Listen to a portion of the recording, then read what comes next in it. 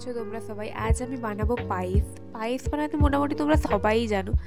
আজ অনেকদিন পর আমি বানাচ্ছি, তাই ভাবলাম তোমাদের সাথেও একটু শেয়ার করি। দেখতেই পাচ্ছ চালটা আগে থেকে আমি ধুয়ে রেখে দিয়েছি। এবার একটু ঘি আর তেজপাত দিয়ে জিনিসটা ম্যারিনেট করে নেব। এদিকে দুধটা একটু ফুটতে ফুটতে আমরা কাজু আর কিশমিশটাকেও একটু ঘি দিয়ে ভেজে নেব।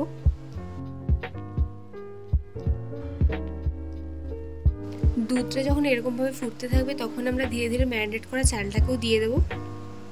এখানে কিছুটা দুধের সাথে আমি আগে থেকে একটু গুঁড়ো দুধ মিশিয়ে রেখে দিয়েছিলাম, তো সেটাই এখন দিয়ে দেব।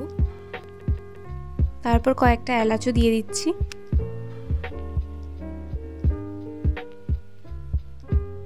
আচ্ছা, তো আমি এখানে মিষ্টির জন্য মিষ্টি ব্যবহার করছি, তো তোমরা চাইলে চিনিও দিতে পারো, কোনো অসুবিধা নেই। তো এখানে পায়েস প্রায় হয়েই গেছে।